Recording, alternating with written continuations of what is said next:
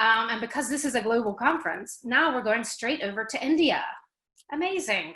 The magic of technology. I'm really excited that we have the team behind Margarita with a Straw here for us. This is a feature film that features I'm going to spoiler alert if you haven't seen it. It's an Indian woman with a disability who turns out to be gay or is exploring her sexuality. So perfect to talk about, and it's also been a big hit internationally, and I think that's important to talk about too. Audiences are not scared of this stuff. So I'm really glad we have the director Shonali Bose here with us. We've got all three right here. We have her cousin, if I'm correct, who is activist Malini Chib, and we have the actress Kalki Koechlin. And we're going to talk about the film, some of the themes, some of the responses to the film. And just to mention with this one, I'm very glad to say we're going to be taking some audience questions. So those of you who are watching on YouTube, just type in a question in the YouTube comments, and my colleague Regina is going to then bring the questions over here and we'll ask them. Great stuff. So thank you so much for joining us on your Saturday. It's great to be beaming in from around the world. Shonali, I'd like to start with you and just how this film idea grew within you and why it was a story you were passionate to tell. And I think that might have something to do with Malini as well. Thank you so much, Wendy. It's wonderful to be on this conference. I've been hearing it from the start and learning a lot myself. So really kicked to be on this. The seed of this is, of course, my sister Malini, who I grew up with. She's just a year younger than me. So it's really a film that's perhaps without me, before even becoming a filmmaker, been brewing within me. But the very direct seed happened some years before I started writing it. We were in London. Malini was studying, doing her second MA at London University. I was on my way back to India from the US where I lived. And we met at a pub. Malini outdrinks me. Malini is a big drinker. And this is one of the myths actually about the disabled. When we were younger and we would go out to drink, I would have to give her sippy cup to the waiter. And the thing is that for a disabled person, you don't actually have sophisticated cups. You still have very infantilized, child-like looking sippy cups with a straw. And I'd give that to the waiter and say, fill this with a whiskey soda and, lemonade for me. And they would always just look at me with horror. But anyway, so here we're in a London pub. As usual, Malini's out drinking me. And I said, Malini, you're about to turn 40. What would you like for your 40th birthday? It's the best birthday ever. And she said, I just want to have sex. And that came out loud and clear, and the whole pub heard that. And in that moment, I must tell you that I was quite taken aback. And I realized that for the longest time, I hadn't thought about my sister's sexuality. I had very much when we were teenagers, because she was way more romantic than me. And, I was conscious that, I didn't want to date in case, she wouldn't be able to date. But at this age, I had stopped thinking about it, and it really brought that home strongly. So when I started thinking about my next film, I wanted to tackle this thing. And we are talking a lot about visibilization, invisibilization. And I really felt that, so the disabled in India are completely invisibilized. The big battle for them is more things like social alienation and discrimination, access is a big thing, but I didn't want to deal with those obvious things that when you're a disabled person, then that's the obvious thing that, do you have access to go to a place? Are people looking into your eyes and speaking with you? I wanted the character to be a really complex character. Like for me, growing up with Malini, I know her ins and outs. I know her as a complex being. I don't see her as a person in a wheelchair, but society sees her as a person in a wheelchair. So for me, the big challenge and my passion in making this film was that the audience should cease to see Laila, my protagonist, as a disabled person. They need to get past that hurdle and see her just as a regular teenager. And so I wanted her to be just a teenager, and therefore I made the character sort of gray, who has jealousies and love and her own needs and desires and exploring her sexuality. So I deliberately decided that I'm not going to explore the typical issues that, say, as an activist, we might be fighting for in the country. So that's really sort of what I feel strongly about and wanted to do with Margarita with a Straw. Oh, you're on mute. I'm on mute? Oh, it's always somebody. I'm muted, sorry. Somebody always does it, and it's usually me. But I think it does come across that this is not, I mean, the film might have an activist result, but it's not about a campaign. It's about a woman. And I think that's one reason why audiences were so engaged with this film. We should mention it's on Netflix in a lot of the world right now. People got a link to be able to watch it as part of Carla. So if you haven't watched it yet, please watch it tonight or something, or on Netflix later. Because it's a real sort of crowd pleaser. You're just in awe. You connect with this woman and her life. And yeah, it's not about, is there a ramp for her to go here or there? It's her inner life, her emotional life.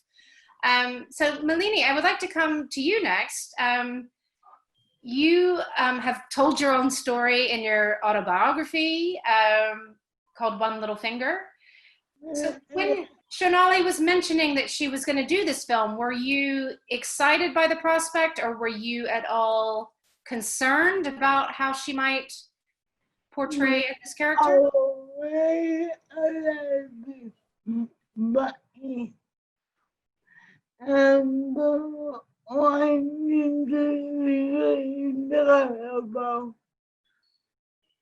I was very excited, but Margarita with a Straw is not based on One Little Finger. One Little Finger is about my early life. Okay.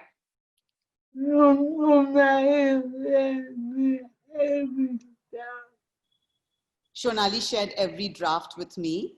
I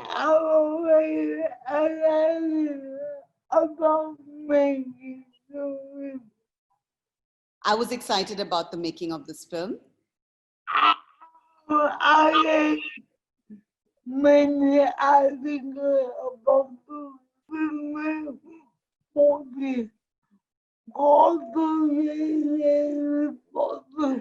have written many articles on the female body, called it the rejected body.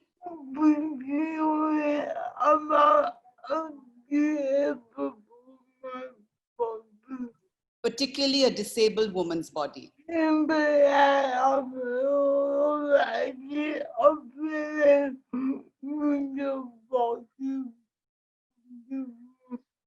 the light of society's obsession with the body beautiful.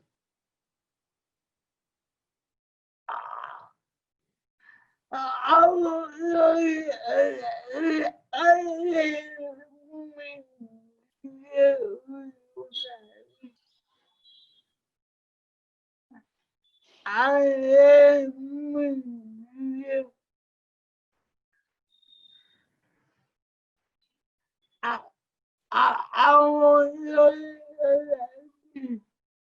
was really excited and happy about this film. I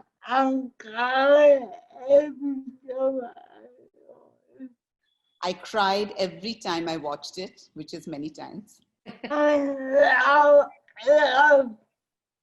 I laughed. I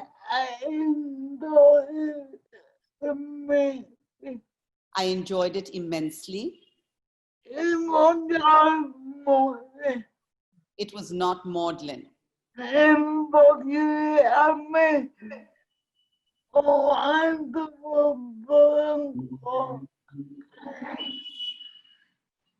Importantly, I met a wonderful person called Kalki, and we became friends.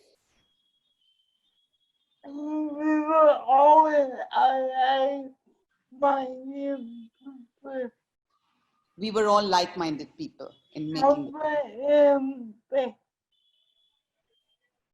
making this film. Thank you. Thank you, Malini.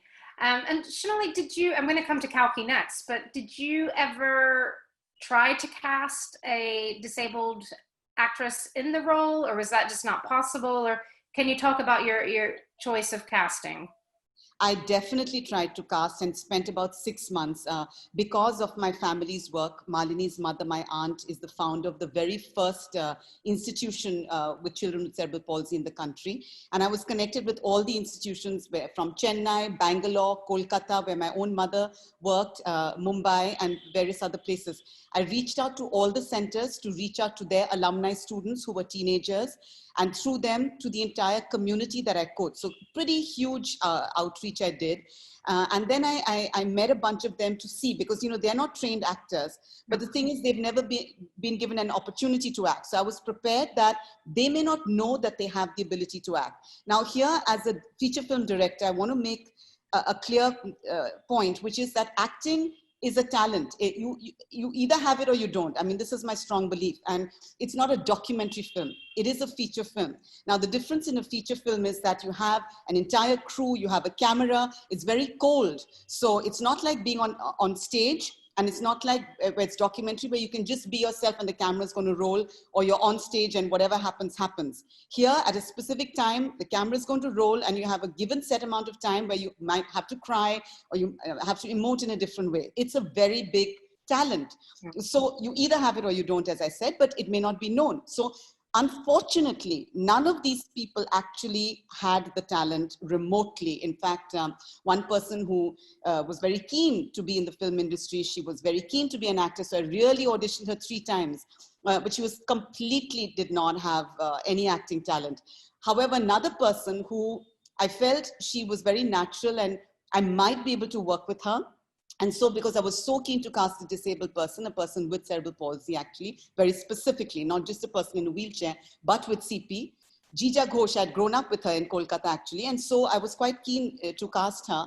And then we had a conversation about it after I did some test auditions, and I was ready to cast. And she said, but the thing is that I'm not going to be able to do the sex scenes, not physically, but I come from a middle-class family, and my family are just going to have a shit fit. You know, I'm going to go home to that family, and I'll not even be able to kiss the other person. And then she added on, she's an activist herself, that I insist that you therefore can't cast me, because that is the most important part of your film for me as a disabled person and as an activist, that you do show the full-fledged lovemaking scenes the way you visualize them and written them in your script.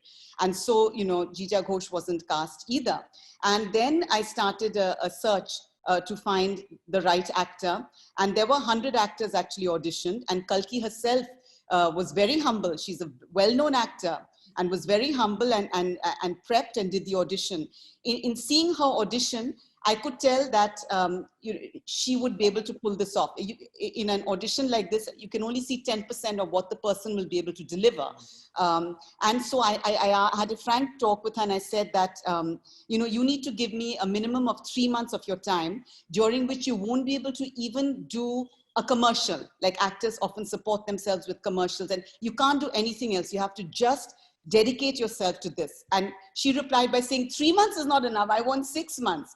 And this was a really courageous reply. And actually, to be honest, 3 other finalists, they all said, no, we can't. We cannot give you that time. It is the discipline and dedication and commitment along with the acting talent, which is what made Kalki right for the role. And kudos to her for pulling that off. And, you know, she can talk more about her prep for it. Thank you for giving us that background. And Kalki, I mean, it is an amazing performance. I hope people watching have already seen it, but if they haven't, you know, if I didn't know your work, I would believe that you have CP in this role. And it's, you know, your acting talent comes through as well. So yeah, I'm curious, how did you feel taking on the role? Did you know it might be quite sensitive for you as an able-bodied person to be playing this role, and then how did you prepare? And I think you got to know Malini quite well. Yeah, hi Wendy. Yeah, I was terrified when I first got the script from Shonali. I was, you know, I was very nervous about the aspect of, you know, representing someone with a disability.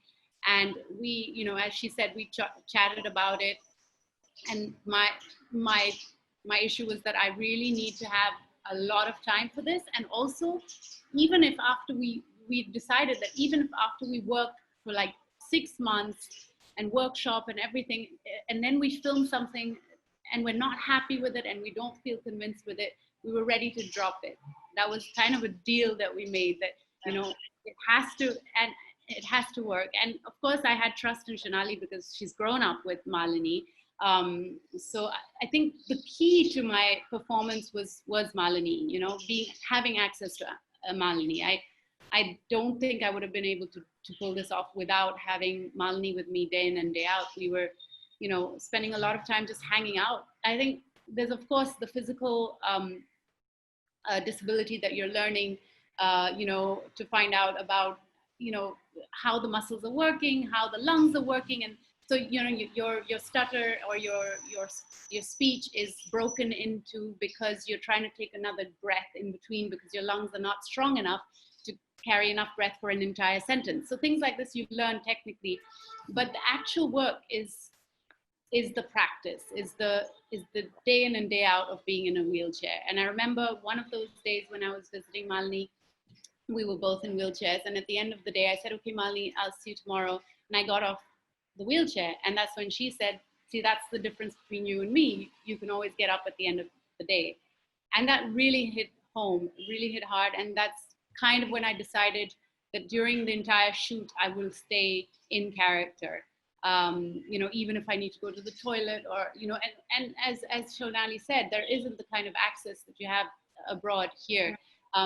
Even though it required a little more time or a little more maneuvering around, I decided to stay in character because that's when I sort of felt also you would get the emotional frustration of being someone like Malini, who has lived in London and in India, so knows how to be completely, independent there, and how she's so dependent here, even if she goes to the cinema or something, Yeah, because the film is partly set in New York, where there might be a different way of living compared to India. Yeah. Yes, absolutely. I mean, in the film, I think you see it very subtly that in India, you hardly see her outdoors. And when she's in New York, she's almost always outdoors. Right. And what about, you're using your body in a certain way to show the physical side of this disease, but you're also using your body in a sexual way in this film, which is, as Shonali already said, is half the point of it, that disabled people can have sex lives. And it not even, outside of marriage, she's like playing the field a little bit. How, was that something you were worried about getting your head around, that you've got sort of a body being used in one way and sexually? How was that for you, Kalki? Well, I think that Shonali created a very safe space for that scene. It was completely a closed set. My DOP was also a woman. I think the male actor probably felt more uncomfortable than I did. But it was a very, very safe set. At any point, she said, if you want to stop, we can. And I realized it was, just from my perspective, it was my first time doing a sex scene on film. And it's actually very technical. It's very much, okay, I want just this part in this frame. There was a moment where they stopped filming, they said cut, and they said they had a little discussion, she and the DOP, and I'm like, I'm sitting here naked, what's going on? Yeah? And then she comes back and says, so we think your nipples are a bit too pink. So we're going to just pink them a little bit.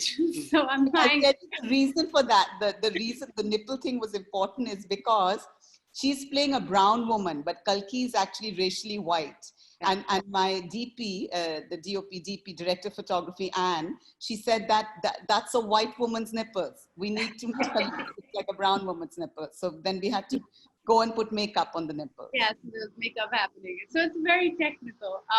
And in terms of just preparing for that, it was very, I was very nervous because I spoke to a few people, disabled people who've had sex and who are married. But it's still not something you can really practice, so it was something I completely had to trust Shonali with. And yeah, I think, yeah. You can see the result. It's tastefully done, but it's, yeah, romantic and should be. So Malini, I would love to ask you, why do you think it's important to show a disabled character having an active sex life? Why is that important for the world to see?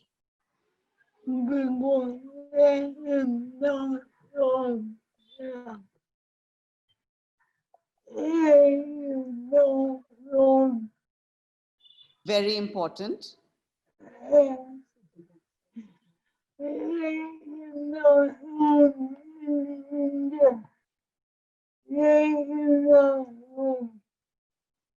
It's not at all shown in India. Yeah.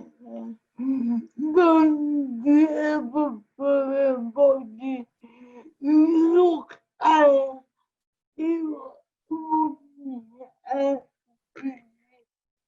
A disabled person's body is looked at with revulsion and pity. We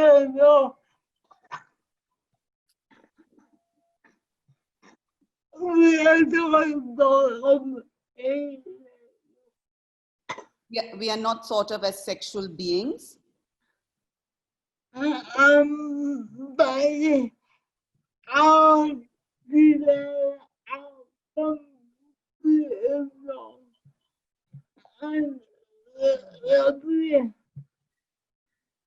I felt that this was crucial for the world to understand.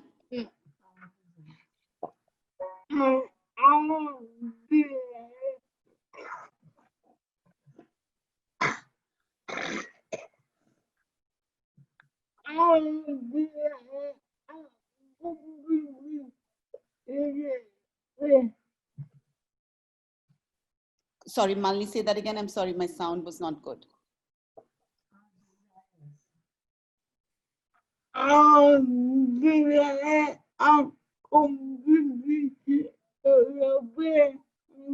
desires are completely ignored and suppressed. Yes.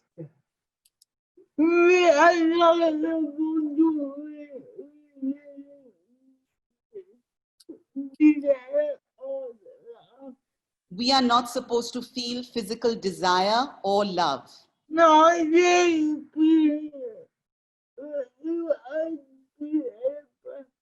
No sex, please. You're disabled.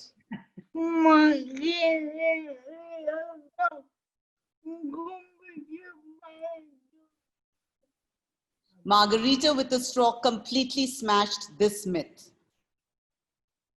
Thank you. Well done. Thank you.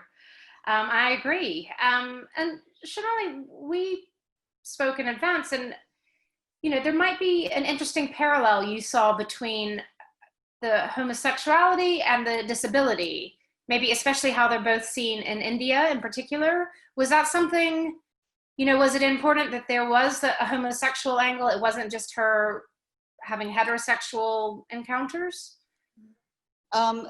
No, it's not that it was important. It could have just been heterosexual, but it just that, as I wrote the script, that my character, developed and became bisexual, and we had Khanum be this really outspoken gay character from Pakistan.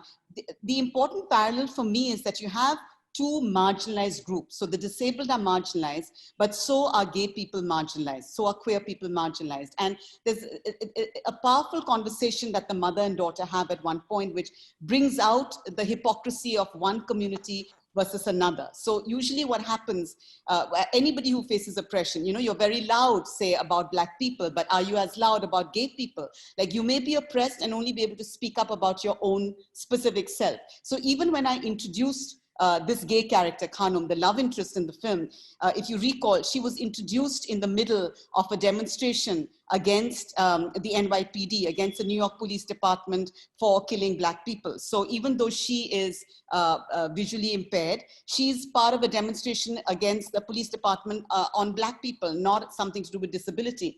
A scene that we took out from the film was actually a scene between her and other disability activists, where they said, why should we go out if that's not our issue? Did Black people come and join us when we were fighting for sidewalks to be accessible? No, they didn't. And she answers by saying, well, if we all just stay in our own little boxes, then how are we ever going to end oppression? We need to all come out on everything and fight for everything. If you're fighting on social justice on one issue, why will you be silent on the other? And that parallel is important for me, and that whole issue. And Laila, the character, the protagonist, challenges her mother. You see, when her mother reacts with revulsion when she says that, you know, she has a relationship with Khanum and she's bisexual. So the mother responds by saying chi, like she's like, that's disgusting. And, you know, and so Laila responds to and say, and the mother says, that's not normal. You are not normal. That's not normal. Being gay is not normal. And she responds by saying, when the world said to you that I am not normal, you stood up to the world and said, my daughter is normal. Your eyes are not normal in how you view my daughter. And today you're saying that I'm not normal because I'm gay, because it's something you do not understand. Your eyes are not normal, mother, in how you are viewing me as a gay person. I think that's a really powerful parallel that I wanted to bring out in the film. Yeah, that's amazing. Shonali, you should be a public speaker, a sort of activist. You've got a great voice. Yeah. And Kalki, can you talk a little bit about the response you've seen to the film from normal audiences? Yeah, I've had really, really wonderful responses from just people in my building. You know, there was a lady who came after our screening who said that she's been in touch with her own son who's gay. So, you know, there's stories like this where I think the older generation that perhaps didn't talk about this very openly, you know, is watching a film like this and wanting to talk about it. Generally, the film has been really well accepted in the country, I would say, and you know, I've gone to a lot of universities. We've screened the film, and you know, it's something where young people are very, very open to discussing the subject of disability and homosexuality. So, yeah, it's mostly been really wonderful. Was there any backlash at any point of people saying this is too much or we don't want to see this on screen? Or honestly, I don't know, because maybe I don't read enough of the, you know, the comment section on YouTube and things like that.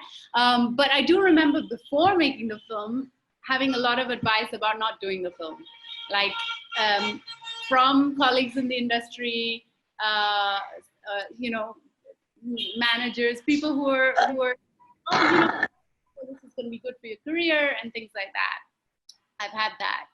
But honestly, I kind of protect myself from a lot of the Twitter bashing. So I don't know if we had much backlash.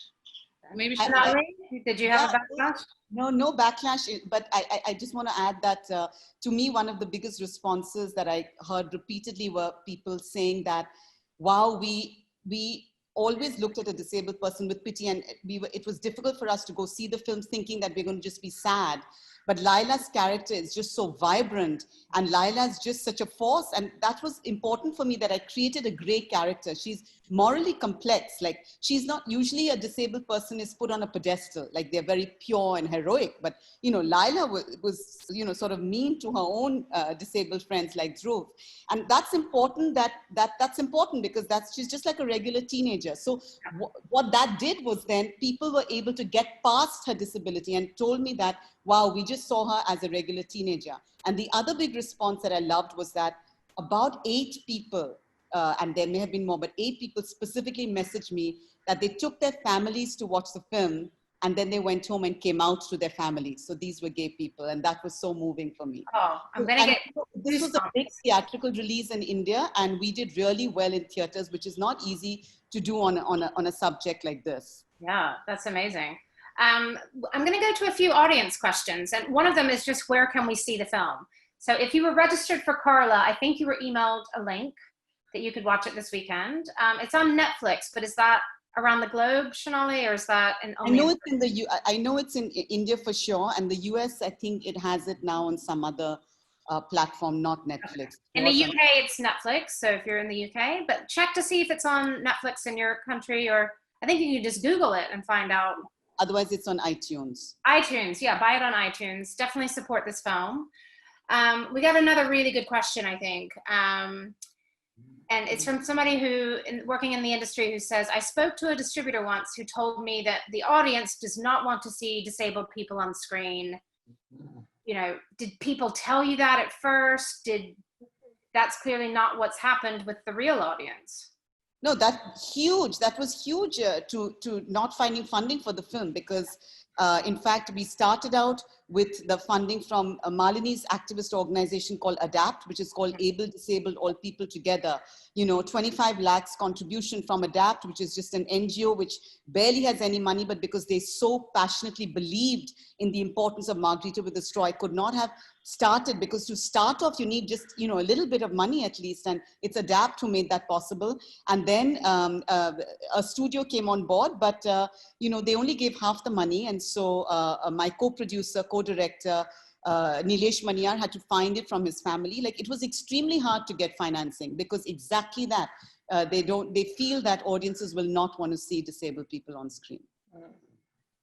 Yeah, and I think the session after this, we're going to be talking to the directors of Crip Camp, which is also on Netflix and has done very well. We don't know the numbers, but it's been talked about a lot. So hopefully the more examples we see, the more people will realize audiences are not, you know, as dumb as we make them out to be. They're happy to see films of all kinds of people. And it's also, I mean, I was impressed that this, as you sort of mentioned, this isn't just a disabled woman fighting the system and she's inspirational, and it's not that sort of cliche. This is just a real young woman who's got her own issues, her own problems. She's got strengths, she's got weaknesses. And yeah, I would like to ask Malini, somebody else has asked a question.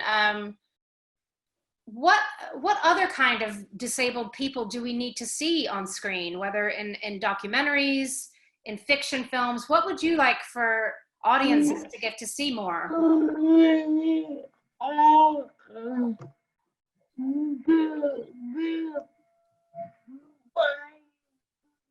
We need all kinds. We need to show people with all kinds of disability.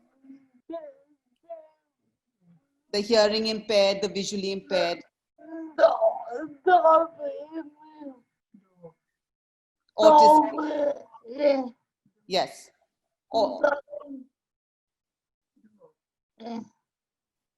The more people we show with disabilities and the more varieties of disabilities we show, I think we would educate. Thank you.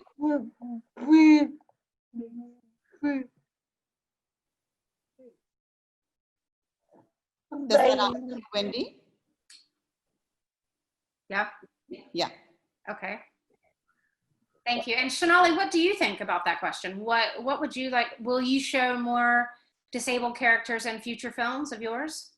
See, for me, the key thing is that whenever you show somebody with a disability or somebody who's gay, that they should be there like they're a store clerk, for instance. Like, so they're not there representing their condition. Do you know what I mean? That is important. Then say I may not make another film, like there's a limited number of films I'll make in my life. Like, so I may not make another film with a disabled person as the protagonist, necessarily dealing with that condition or the complexity of that character.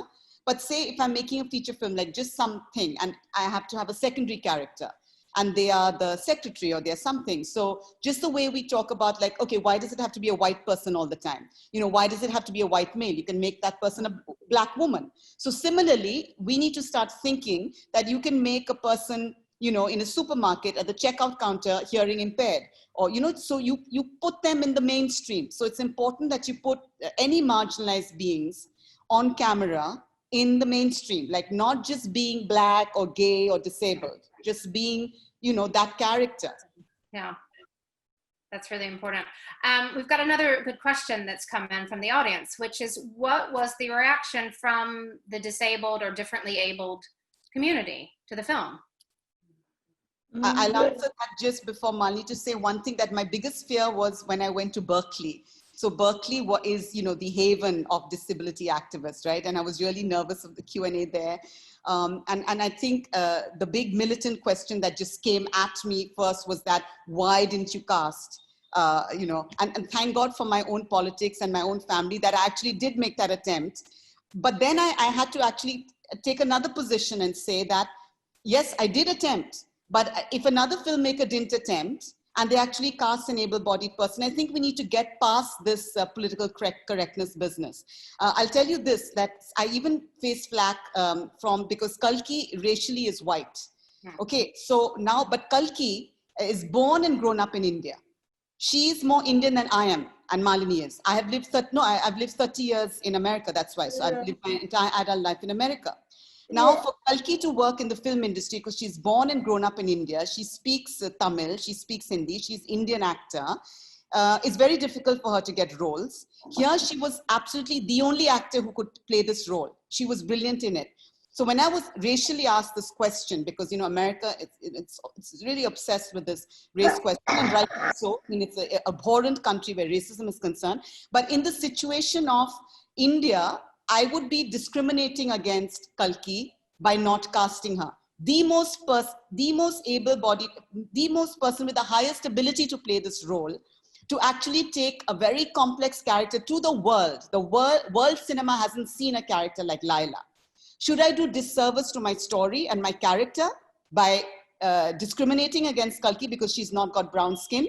So I think this question of intersectionality and it is a complex question. It's not really simplistic. And it took courage, but I had the courage to say that, because I think people always turn around and say there's no such thing as reverse racism, because that doesn't happen. Just earlier in your conference, somebody was saying that.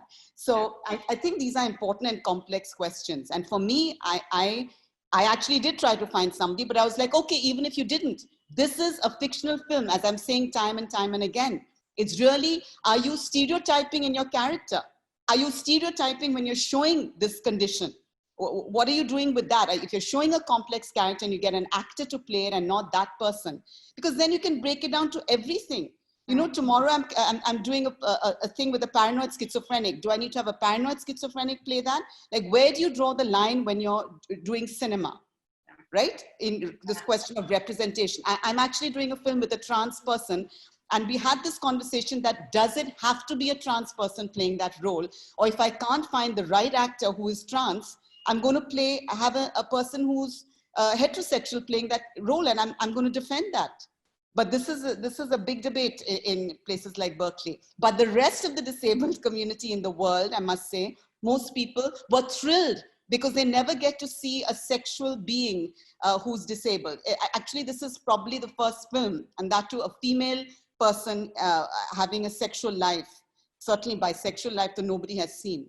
It's not been seen in cinema, which is why Margarita was both at Toronto and at Sundance and was received hugely in film festivals.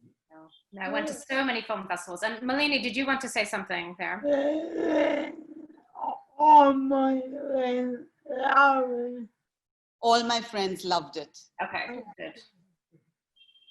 And Kalki, do you want to respond to that, this sort of question about who is allowed to play what role? And have you faced reverse discrimination because of your skin color, for instance? Yeah,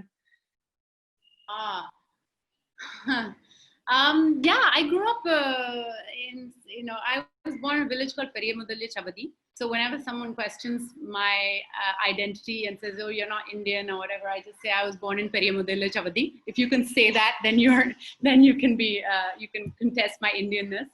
But I definitely remember as a teenager being sort of seen as the loose-moraled white girl, because that's how women are represented on television. And, we watch shows where, it's very different to see a woman on Baywatch from the woman you see on the street in India. So I had that. I remember being asked for drugs. If I was out with my friends, people would sell drugs to me. Not even to like a boy, like, because the other thing is the female suppression, right? But even a boy would not be offered. It would always be me because I was a white girl. So there have been things like that, and I've had to explain, or I've had this constant thing of having to explain. Like, I've you know, in journalists will ask me, do you like India? When I first began, and they didn't know my background, do you like it here? Do you like spicy food? And all of those kind of questions. Now, thankfully, I don't have to deal with, because, you know, they know my background. But yeah. There's another good question that's come in from the audience. Just is, let me just get it exactly. What were the sort of challenges that you were happy that you overcame in the making of this film? And I think that's for all of you. I'm sure there are many challenges to making any film, but especially this film. You know, what was the challenge? Do you feel like you learned something special working on this film?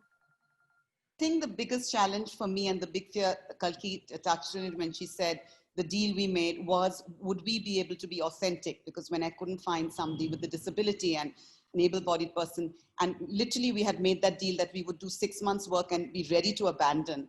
And I think our biggest fear was that, can we do justice to the character, be authentic, and you know, really do that. And because money is something, it's not just this film. Any independent film is going to face that problem. So I think for me, that would have been the biggest hurdle, that I was worried that Malini and my family, are they going to love the film? And the very first screening I ever had in Malini's house, in their living room, for her and my mother and my aunt, who's like my mother, Mitu Alur, who's, you know, been like over 50 years serving the disabled. So I was terrified for her reaction. And she's also a big prude. So I was like really nervous. Yeah, she's very prudish. And so, but you know, she really loved the film. So I think for me, it was my big fear that, because my family's also been in the disability movement, how are they going to judge me and respond to the work that I've done? You know, because they've done the work in real life and I'm doing it on cinema, you know, so.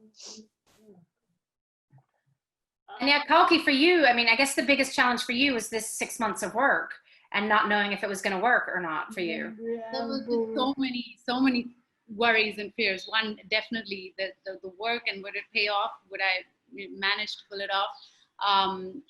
You know, the first time I've ever done a sex scene, how will that be taken, especially in a country like India, where we don't often see our actresses naked. There was many things I was nervous about. Yeah, now I'm going blank. But also just Lila's happiness, you know, Lila's personality, because, you know, there was all this intensity in the film. There's, you know, her mother dies. She's bisexual, so she's disabled, and we're like, but will it come through that this is just a wonderful personality? And, you know, that's something I saw in Malini. When I first met Malini, she used to make jokes that just made me laugh so much. And you know, I wanted that side of it to come out. I wanted that Lila to come out. So yeah, I'm glad that there were people laughing in the audience. I'm glad. Yeah, absolutely. I think this film is joyful. You know, it's a drama, but it's also a joy to watch. And Malini, why are you, just to wrap up, proud of the film, and what do you hope people who watch it take away with them?